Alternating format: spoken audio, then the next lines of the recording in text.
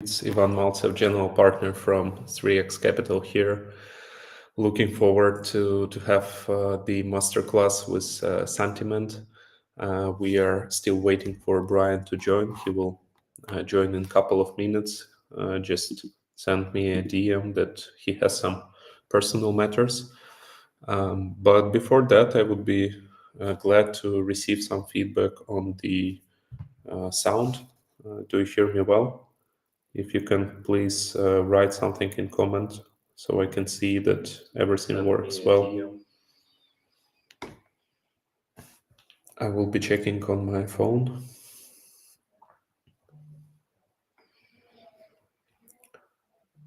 Yeah, in general, let me tell a story how I met Santiment. We were at the conference in Zurich where I was participating as a speaker during the panel discussion organized by Definity Foundation.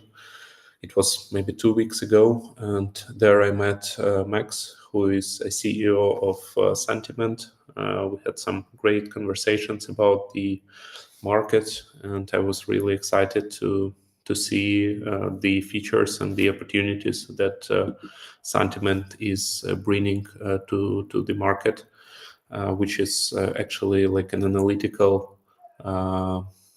platform that provides on-chain social and developers activity data to investors. So there you can find out many metrics that can help you to navigate the market and to make better investment decisions.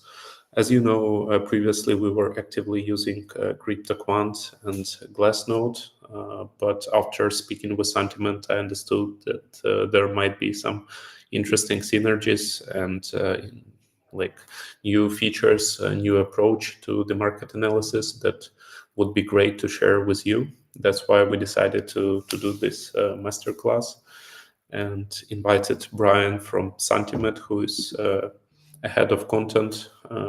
He's super experienced in providing data analytics to investors.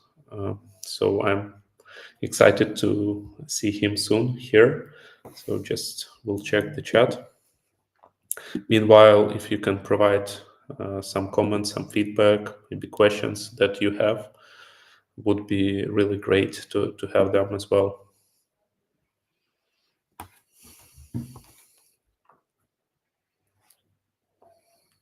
I think the event is live. So just want to see if you hear me, if you see me, if everything works well. Just a second.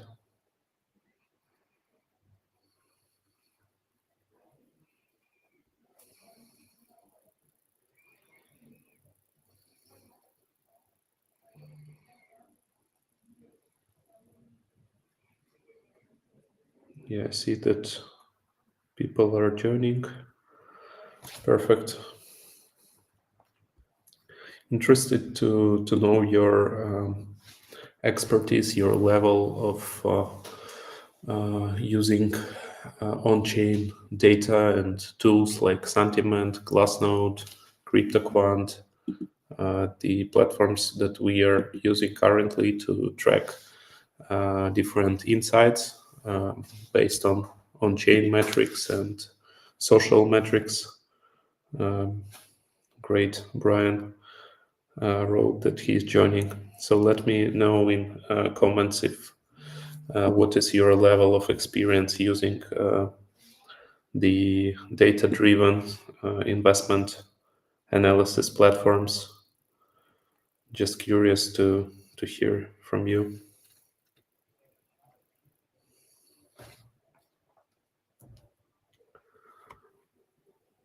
Soon Brian will join us, so no worries.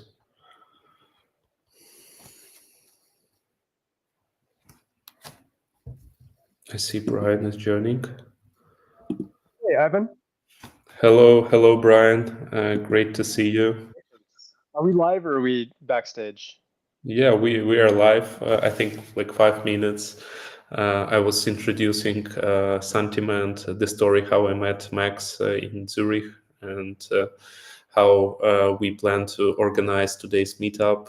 So we will be speaking about on-chain metrics, social metrics, and other data-driven analysis that will help our community to navigate the markets.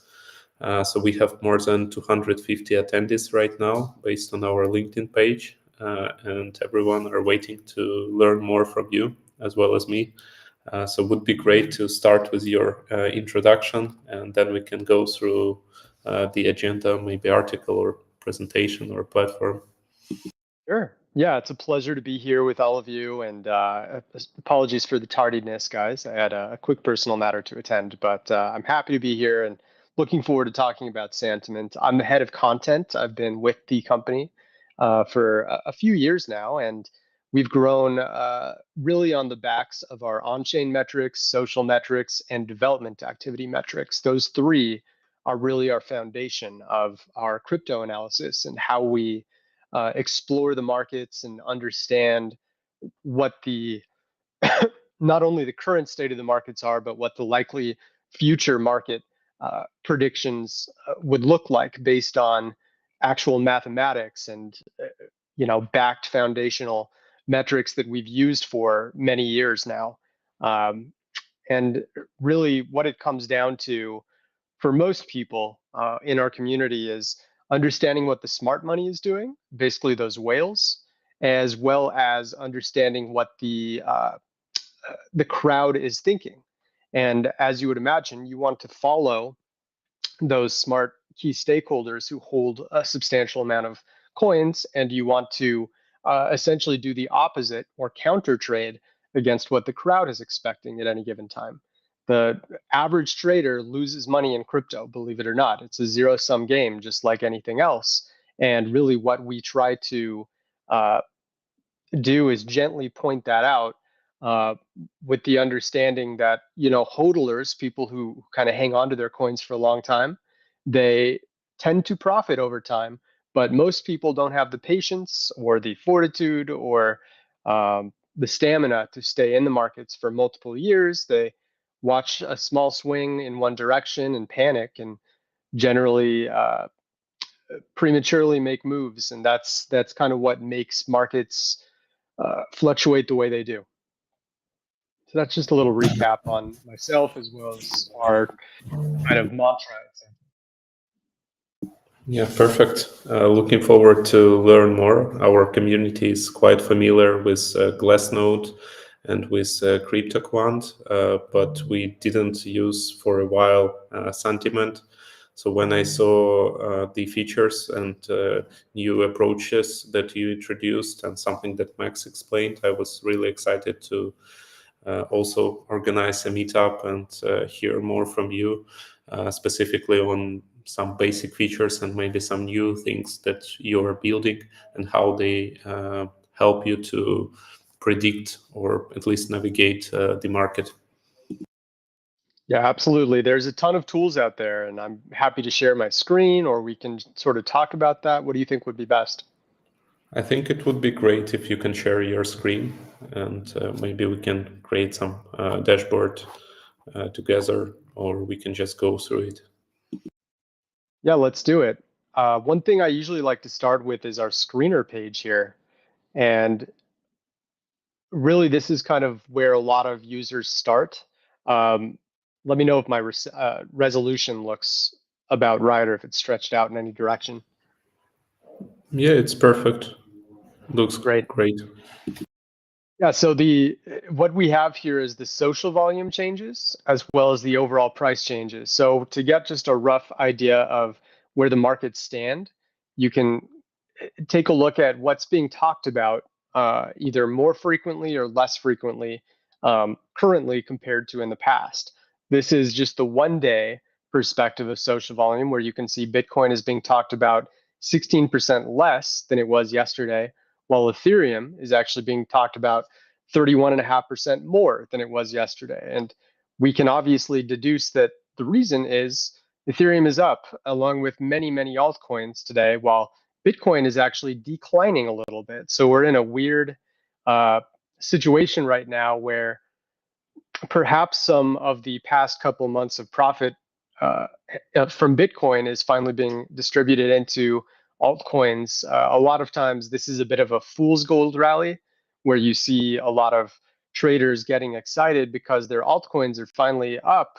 However, the foundation, which is Bitcoin, is not climbing the way the rest of the markets are right now. And this can often be a bit of a top signal. Certainly no guarantee. We could see Bitcoin get some news or some whales decide to pump it in the next couple of days or even hours. But as of now, it's mostly altcoins that are moving up, especially AI and big data assets like Render and a few others that I've seen, WorldCoin being one of them as well. But for now, what we're looking at is just the overall price changes as well as social volume up here. And you can clearly see that Bitcoin is being talked about less. Yeah, interesting.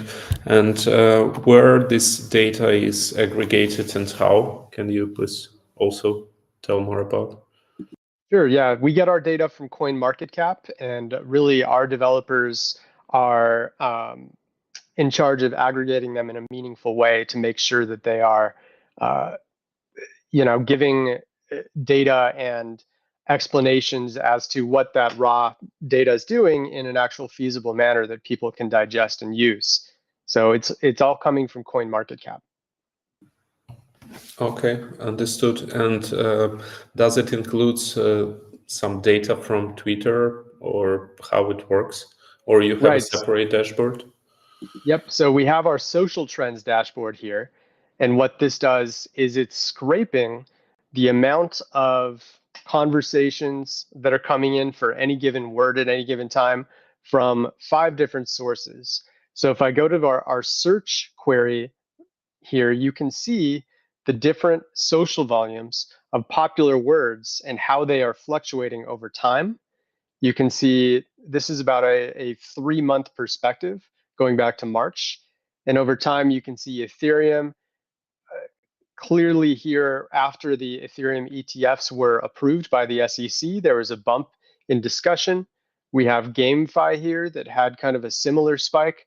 Meme coins are starting to decline in interest after, of course, especially around March and April, they were really getting a lot of attention due to many different meme coins like Bonk and Dog with Hat, Shiba Inu, lots of different Floki, different meme coins that were rising. So that naturally creates a higher amount of social volume. And they're coming from, if I type in a specific word, let's look up something like buy or buying.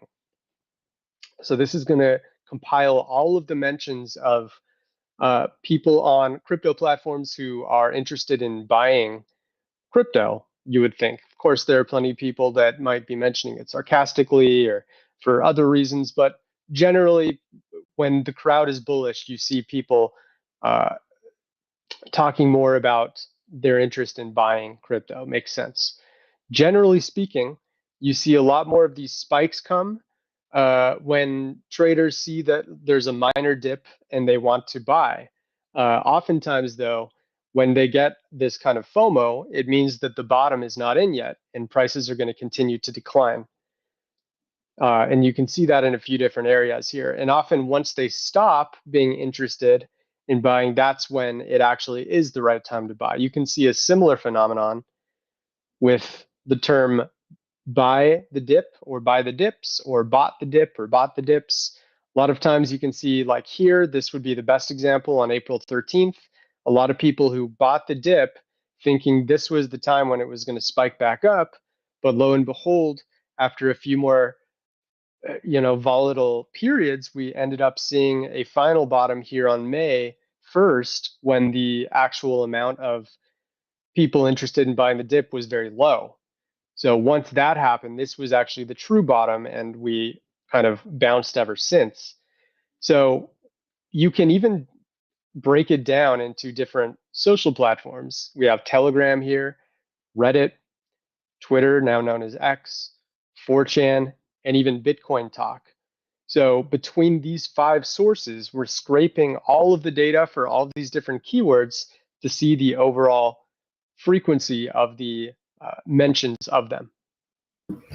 Interesting. So can we sum up that right now there is a low spike of information in all socials regarding bullish like behavior right now? Like, can we summarize the social component in the market like this? Yes, there's generally a bit of a bearish sentiment going on right now. You can see very few people are mentioning their interest in buying the dip, despite us being on about a 3-week, 2-week, 2.5 week dip or so. And this would tell us that we are seeing a bit of fear happening in the markets right now. We also have some specific metrics going back to Sandbase, like this one. This is our weighted sentiment metric. And what it does is it multiplies the amount of mentions of Bitcoin by the ratio of positive versus negative sentiment toward Bitcoin. And generally, when you see negative sentiment like this, it obviously means that the crowd is fearful. And it also means that there's a higher chance of prices rising because the crowd is capitulating and selling off their coins with the fear of prices going down further. And we're getting very close to that point. You can see, back here in April 13th or 14th, we were getting very close and eventually the bottom hit. But the extremes are really what you want to pay attention to. Like this extreme, when the Bitcoin ETFs hit, everyone was very euphoric, expecting that the price would do this right away. But instead, over the next 2 weeks, prices actually dropped about a little over 10%, I think close to 15% during this time. So the euphoria that happened here, as well as here right before the all-time high, these would have told you that we were very close to a top and we're likely to experience a correction imminently. Yeah, interesting. I'm also curious to hear your formula of the best market prediction. So we just discussed the social part, but I assume you are using multiple metrics. So what, like 3 main metrics you would like to include in this formula, or maybe more? Sure. Yeah, so I have this template here that I generally use when I go over the markets on a weekly basis. We look at things like transaction volume and volume to see if it's rising, which right now it is not. Daily active addresses, which measures the overall amount of unique addresses interacting on the network, as well as circulation, which is the amount of unique coins being moved on a daily basis. They're both kind of moving down. Circulation is at least kind of flat right now, but it's a concerning sign that there are less and less active addresses over time. One of my favorite metrics, though, and this would be one of those top 3, would be MVRV, and this stands for market value to realized value. Essentially, it's measuring the average trading performance for anyone that has been active over a certain period of time. In this case, we're looking at the 30-day MVRV, where we can see that right now, traders are down an average of about 4.6%, as well as the 365-day MVRV, where we can see the traders are up about 20.5%. And this is kind of a good news, bad news situation where on the short term, there's actually some positive signs that we might rebound in the near future for a short-term basis, because basically anyone active in the past 30 days is losing money. And the lower you are compared to 0%, the more likely we are to get back to 0%. So this is the zero line is essentially like a magnet where if we get too far down, something will eventually pull it back up. If we get too far up, something will eventually pull it back down. Because like I said, crypto is a zero-sum game, and you always want to be on the right side of the zero axis. So right now, this would imply that there's a short-term buying opportunity that would only get larger if the 30-day MVRV really sunk down to like minus 10% or lower. Yeah, interesting. Actually, MVRV is one of the metrics that we are using on monthly basis when we do market research meetings. And Yeah. our team organized 58 meetings so far. So it's like a weekly meeting where we go through various metrics for investors, not for short-term traders.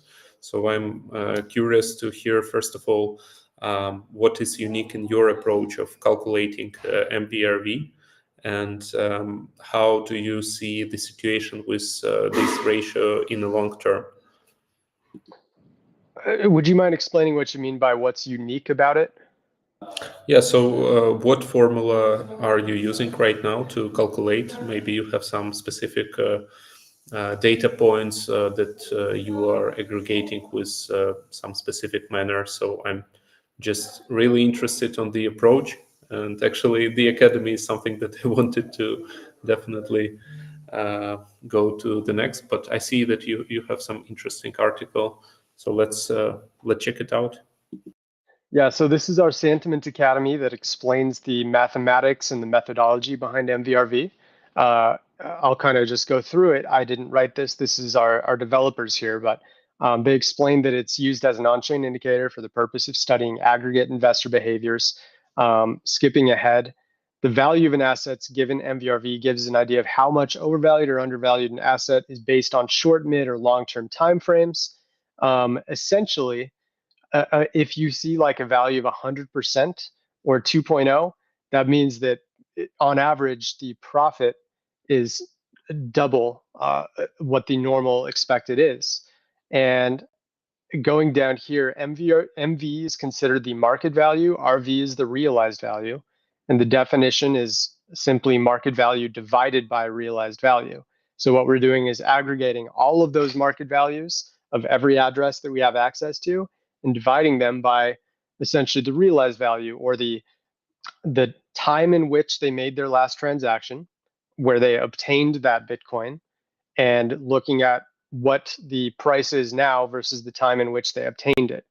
So what we're essentially doing is saying any address that has been active in the past 30 days,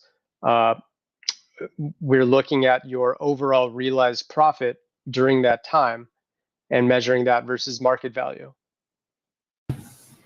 Wow, thanks. I like the details here, and guys, definitely you should check the academy. If someone from 3x Capital team can share the link in comments, that would be great, so people can join and check the metrics and the content there. So let's move to the second question regarding a long-term view on MVRV specifically. So I heard something from 30 days, but I'm curious also to learn from 365 how you see it. Yeah, sure. It's essentially the same way as we look at the 30-day, but this should be taken as more of a long-term perspective on the markets. And we can clearly see that there have been no points in the past 6 months where the 365-day MVRV has been in the negative range. And that makes sense because obviously, going back to 6 months ago, if I just hold down shift and drag to the right here, we can see that Bitcoin is up just about 50% or so during this time. So it makes sense that most people on the long-term time frame are up money. But there are points in which the long-term MVRV goes into the negative. I think it may have actually been over a year since we last saw it. It's just going to load here.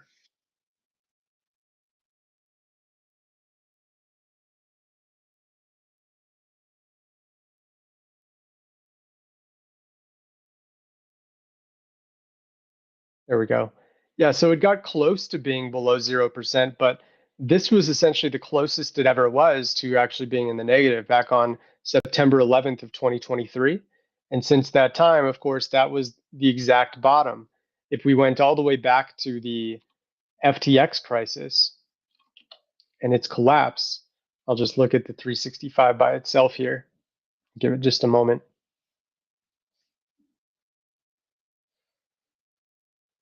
It happened right on this big red candle here on November 2nd, 3rd, 4th, right around that time. So you're going to see that that's when the long-term MVRV was at its lowest point. And indeed, all of this point back in the summer of 2022, when the interest rates were rising, all the way up until the collapse of FTX in the first and second week of November, that's when we saw the 365-day MVRV at its lowest, getting to about negative 45%. and this would have been the perfect time to buy in because you're buying while the average trader is down significantly, and basically you're getting in when others are in pain, and that's kind of the name of the game. Here, you would be in while everyone is celebrating, and it would be an ideal time to actually take some profit and sell off. So it's all kind of relative. The more extreme the MVRV is, the more likely you are to be correct by buying while it's low or selling while it's high. Yeah. So this is one of the most important metrics from my point of view to monitor on-chain data. So yeah, it just gives us a lot of insight for the sentiment at the market based on the formula that we just discussed with Brian. Let's move to the next one.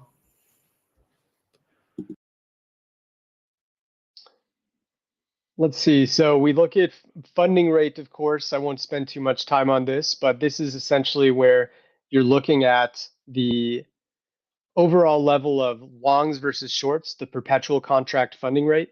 And when people are longing at an extreme rate on their margined and leveraged longs, that's where you tend to see corrections because greed is occurring. When you see a lot of shorts here, that's where you see a lot of bounces occur in the markets as the shorts get liquidated and essentially act as rocket fuel for prices to really rebound up higher with a high speed. So you're basically counter trading this just like you would MVRV. The lower it is, the more likely we are in a buy zone, and higher it is, the more likely we are in a sell zone. This is just the whale transaction count. So this is a way to measure how active the whales are at any given time. Generally, when you see a big spike in whale transactions, that means that we are more likely to see a price direction change.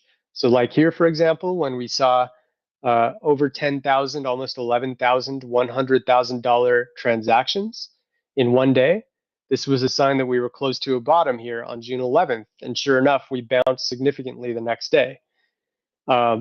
So whale activity is an important measurement just to see how likely we are to see a sudden 180 on the markets. I'll come back to these in just a moment. These are the tiers in which different holders are buying or selling at any given moment.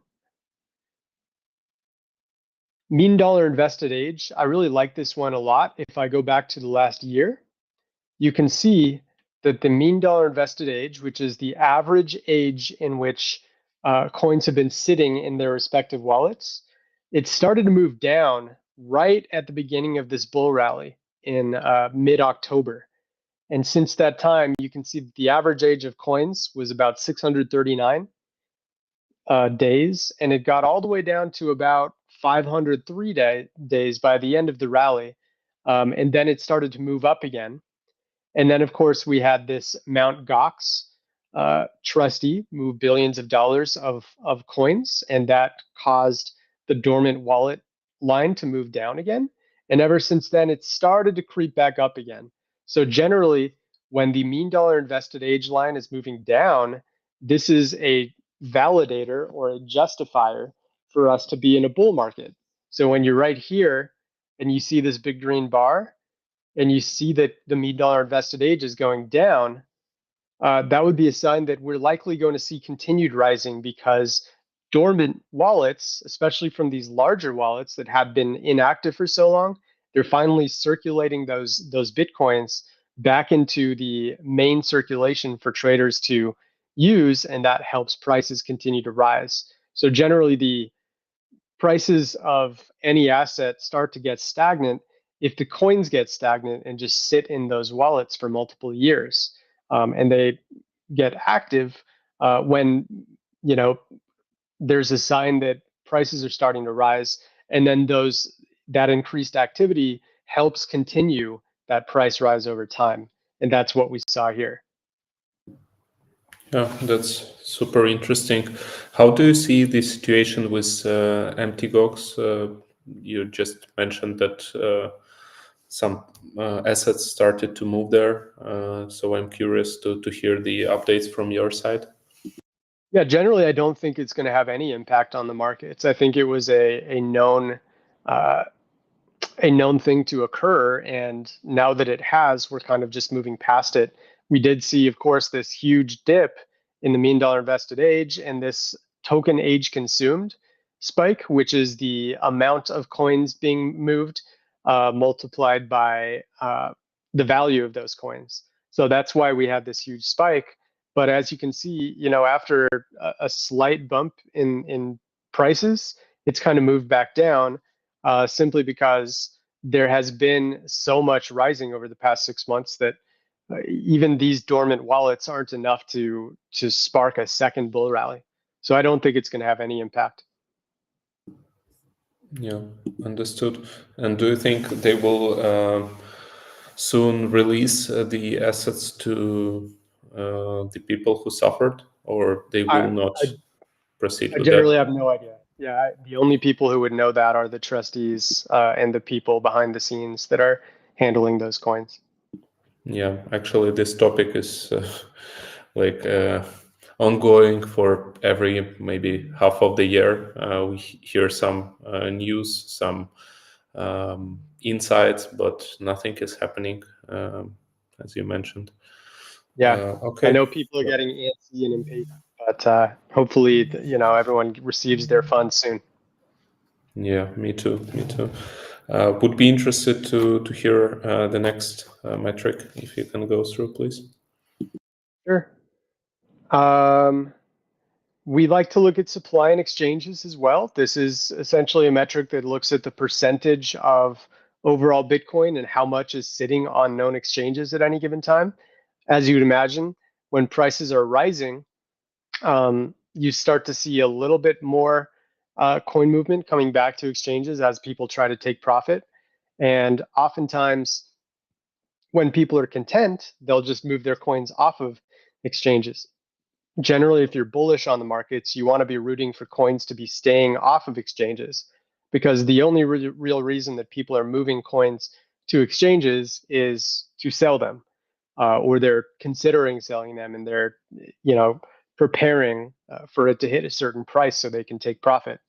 So generally, if we go back in time, when supply in exchanges is moving up, it's usually a sign of panic. And you can see clearly throughout 2022, there was a huge surge of coins moving onto exchanges because prices were moving so far down, with all of the interest rate rises causing prices to regress and drop. So once we started to finally see exchange supply moving downward again, that's when price movement really started to take off, because the threat of a sell-off was no longer present. Yeah, actually agree with you on this metric. It helps to navigate the opportunity for whales to liquidate quite fast when they see this opportunity, when there is hype, when people have this euphoria, as we usually say. So they use this opportunity and liquidate the part of the positions. So something that was happening during the past, I think, maybe 3 or 4 months. Yeah, exactly.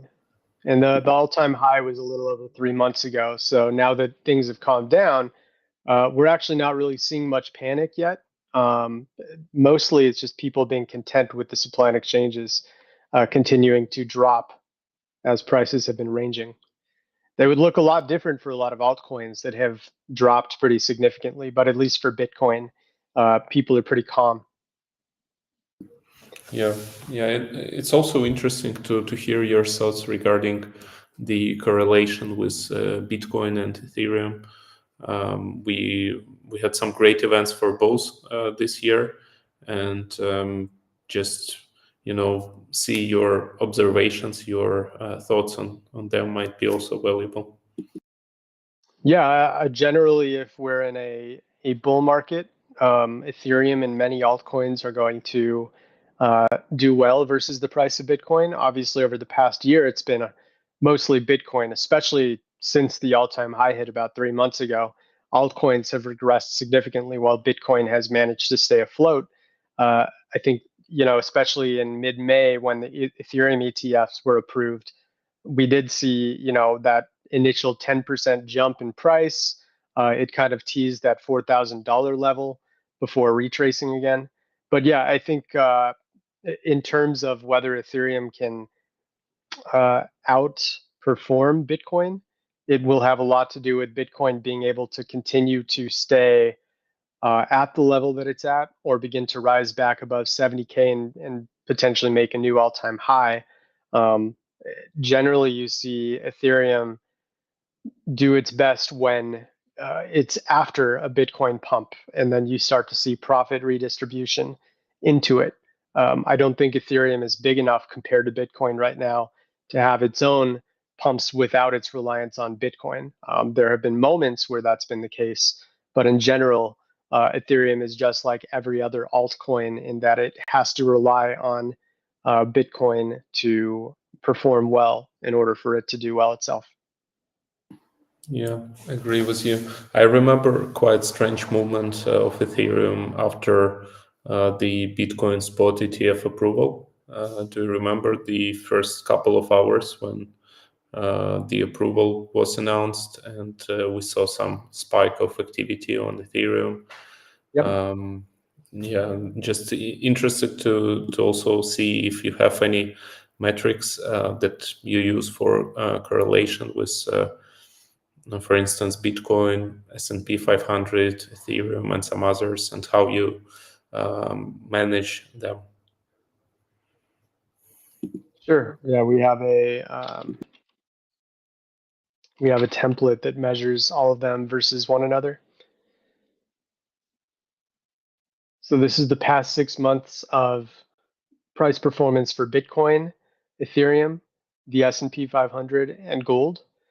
Generally, if I just hide the other two temporarily, you can see how Bitcoin and Ethereum have correlated pretty close to one another. They're on different axes, so you're going to see slightly different percentages over time, but you can see really right here after the all-time high occurred, Ethereum started to lag behind a little bit, and then it had this huge catch-up moment here on May 20th as the news came in that the Ethereum ETFs were surprisingly approved after a lot of people were writing it off, hearing that it's likely not going to happen back in April. So that was kind of the main price performance over the past 2 months or so with all of the drama about the ETFs. But now that it's settled and we have both Bitcoin and Ethereum ETFs existing, uh, they can fluctuate more based on their merit and what they're building, rather than simply the news on how much exposure will be available for new investors. Yeah, super interesting. I'm also impressed with the strength that Bitcoin had during the past couple of months. So the correction didn't happen like significantly from the heights. So we know this like spikes and volatilities in the market, and it doesn't look like so scary as I can say at this point. So just curious to hear your thoughts, how you think new news can influence the market during this summer. Will it be like more like a relaxed summer and maybe some um, no huge movements, or you expect few big announcements, few big things that can give like a volumes for growth? There's no way of knowing until the news comes out, really. I certainly can't predict the future, but we can definitely say that the news will always have an impact on prices. And as news stories develop, whether you know Trump becomes the people's crypto president here in the US, he's been talking a lot about that, or if Biden starts to become very pro crypto all of a sudden, those are the kinds of things that I anticipate these next few months might have an impact on in terms of market movement. Yeah, and do you also wait that the final launch of Ethereum spot ETF will influence Ethereum price more significantly than it has happened with BTC? I wouldn't say more significantly. I think the biggest impact was the Bitcoin ETF and the first real ETFs being introduced to the public. That had probably the most dramatic impact. But certainly, as more altcoin ETFs get introduced, it's going to have a positive impact on those prices as well. Yeah, but I would say agreed. less than Bitcoin ETF, not more. Yeah. So maybe the total market capitalization of all cryptocurrencies will not change as significantly, but we also know that Ethereum is much lighter than Bitcoin in terms of the market cap, and it will be much easier for investors to move it up, especially institutional investors. But we'll see. I'm also waiting for the launch, and I'm betting on Ethereum in this cycle. Still have the majority of personal portfolio in DeFi and on Ethereum specifically. Okay, would you like to share a few more metrics? Yeah, one of my favorites that I really try to check on a daily basis is the overall amount that's being held by large key stakeholders of Bitcoin. There's a few different lines going on here. This dark green is the amount of Bitcoin held in terms of the overall percentage of the supply for 10 to 10,000 BTC wallets. So this is kind of the key stakeholder tier that makes up about 2/3 of the entire supply. And over time, you'll see that it generally moves up.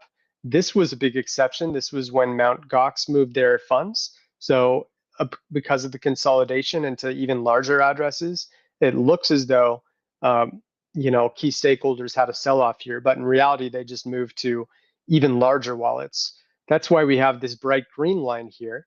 And this shows the overall amount of coins held by any wallet with 10 or more BTC in them. And it moves significantly up over time as the price tends to go higher and higher. If we go back 5 years, you can see that there are moments where they sell off, especially beginning in 2022. After that all-time high that initially occurred back in November of 2021, they took a few months, sell prices were dropping, and then they really started to sell off their supply significantly. This was when the FTX collapse happened. So of course there was a big drop here. And then after, the dust finally settled at the end of 2022, they began to accumulate once again. And since that time, if we just look at since the beginning of January 2023 until now, the past year and a half, they've accumulated about 263.2 thousand Bitcoin. So that's tens, if not hundreds of billions of dollars in Bitcoin that's been accumulated. And it's obviously had a dramatic impact on price. And these dark bars here in the background, that's Bitcoin's price. And you can see how much it really has moved in the same way that the 10 plus BTC key stakeholders have been moving. So I consider this one of our pillar metrics that anyone should check on when they're trying to see whether Bitcoin is in a healthy place. And of course, overall for crypto to see if it's in a healthy place as a result. Wow, I'm interested to hear your comments here about Ethereum as well. It's not only because I'm selecting this asset as the main one, but also I know that our community is also bullish on Ethereum. So if you can share something and comment, would be interesting. Sure. So Ethereum, we like to look at a special metric known as whale USD balance. And we have two different versions of this. One looks at just the overall amount of whale holdings at any given time. And the other looks specifically at whale holdings from non-exchange addresses. And we can clearly see that there was a dramatic shift that started all the way back in September of 2022, or perhaps you could even say April 2023. And this is where the amount of non-exchange whale holdings really started to skyrocket. Part of this could be due to DeFi and staking and things like that. But overall, you can see how much prices generally fluctuate around this yellow line and how much the non-exchange whales are holding at any given time. So they peaked right here, right when the all-time high hit, and then they bottomed here right around April of 2023. And after a little bit of ranging, it really took off. Yeah, that's insightful. You can even see it back here in 2019, right before Black Thursday hit in March of 2020. They were moving down during this time. I'll highlight just this portion so we can see it better. You can see how they were going down. Then they started to move up, dropped here during Black Thursday. And this was really the bottom because the non-exchanges, even though there was some indecisiveness, after this final drop here in July of 2020, they took off significantly, and so did the price. So I really like the non-exchange whale balance as a good core indicator for how Ethereum can perform in the future. Yeah, thanks for sharing. That's a great new metric that I will definitely follow. I'm also started to use your platform maybe 7 or 10 days ago before we scheduled this masterclass. So I saw a lot of new features. I'm also curious to see what new things you would like to introduce to community soon and how they can follow, maybe subscribe to the newsletter or academy or something. Yeah, I recommend that everyone just open up a free trial to see, what kind of different package they may be interested in. You can simply enter your email and you'll get weekly digest newsletters coming to you. You can click on start your free trial or request a demo here. And then, of course, we have our pricing tiers right here where you can just have the default plan with a 30-day lag on all data, or you can get Sandbase Pro, our most popular. And this is where you get present and full historical data, full access to trending coins, which I can show in just a moment. You even get some basic access to our API, and then alerts. And I'll show you alerts really quick. It's really cool because you can basically just set alerts for any sort of metric on Santiment and have it be sent to you instantly on Telegram or via email. For example, I have this alert here, which shows me when Bitcoin goes down to 0.82, which is the same as minus 18%. This is usually a very solid bottom indicator. And it tells me when Bitcoin is getting into a very clear short to midterm buy zone. You can also see when social dominance is very high, when the percentage of discussions related to Bitcoin are really starting to surge. That's when something like this can be very effective as an alert, because you'll be the first to know when suddenly everyone is having euphoria or fear over Bitcoin, because that kind of reflects the overall crypto markets, daily active addresses, things like that. And you can even look at specific wallets when they moved 5% of their holdings in either direction compared to an hour earlier. You can instantly be notified when they just had a big move. And that may have a major impact on the rest of the markets, especially if you know which wallets are really controlling crypto. Yeah, actually, that's very helpful to have this tool and to have notification, especially in Telegram. It's very convenient. Great feature. You've also got this crypto Yeah. narratives dashboard here, and you can look at things like the overall mention frequency of Bitcoin, where you can see it's actually been declining because people are starting to get a little euphoric about the altcoin rally that's going on today.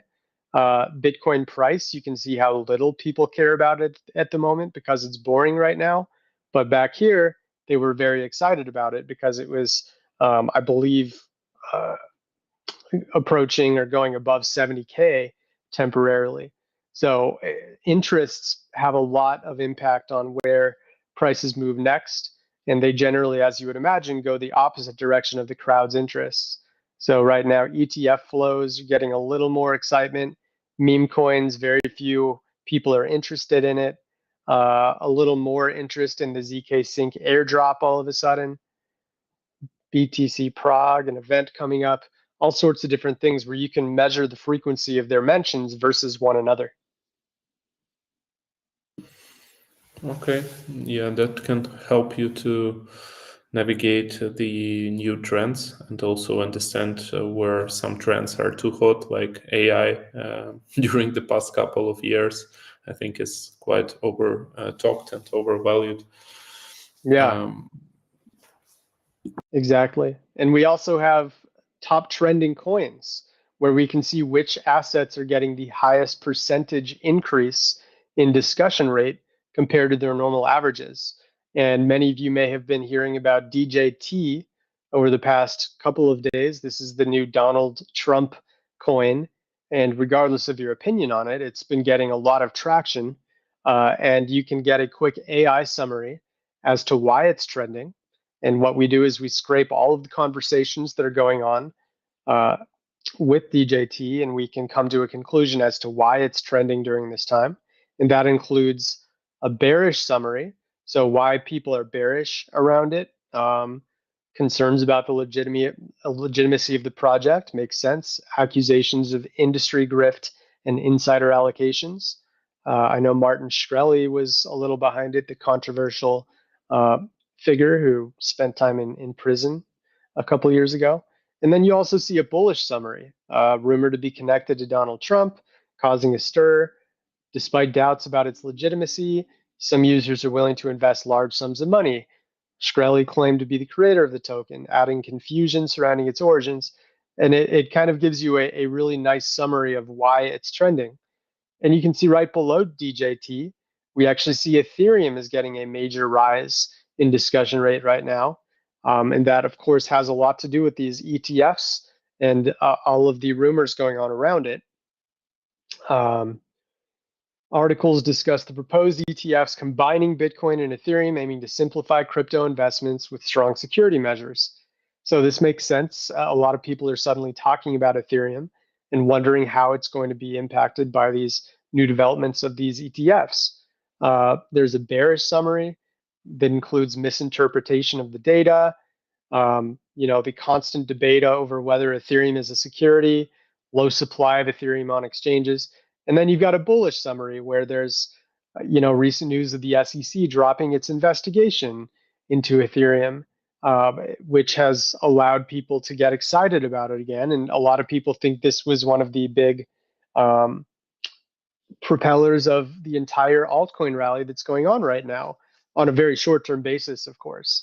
So people are celebrating the fact that there's no longer an SEC investigation, and that's an obvious bullish explanation for why Ethereum is being talked about more and why its price is rising. And you can even see some of the connected words to Ethereum over time, like the SEC, TIP, even scale is being mentioned, gas, things like that. So I recommend anyone to check out the trending coins dashboard as a great way to quickly catch up on the day's overall trends and where the crowd is focusing its attention. Thanks for sharing, Brian. That's definitely a great tool. I didn't use it, but I heard it previously during one of your weekly research meetings. I think you did it on the previous week. So as the next steps, as far as I understood, guys, you can subscribe for free. You will have all the features that Brian just introduced to you, and then you can potentially buy the package for $49 in order to have all content that you just saw, which includes notifications, access to all dashboards, credits. Can you, by the way, explain the credits? For queries tool, yeah, that's basically just the amount of queries that you can apply under your monthly plan. So if you are someone who writes a lot of code and uses a lot of our Santiment queries to make your own models, this can be a great way to get some free credits to do so as part of a bonus to your plan that already includes access to the metrics that I showed off here today. Yeah. Okay, that's super helpful for community. I think next time we can maybe help them to set up the profile. So help maybe to introduce step-by-step guide to them how they can efficiently use your platform. So I personally learned a few tips from you, especially the last one that I have not tried on my own. So definitely will spend some time analyzing markets during the coming hours. And thanks to you for coming today and sharing your alpha with us. Yeah, definitely, my friend. This is wonderful, and I'm looking forward to doing another one with you soon. Thank you to everyone in your community for tuning in and watching, this conversation about our platform. Yeah, thanks, Brian. We will work on the article to provide more written guidance to our community to join and try your platform. But in general, guys, you know what to do. Try it for free and just have fun there. Share with your friends and provide the feedback if you have any ideas how we can improve in terms of the metrics and dashboards. So always keen to learn from community and from people like you, Brian. Thank you so much. Yeah, my pleasure. Thank you everyone for joining and wishing you a great day.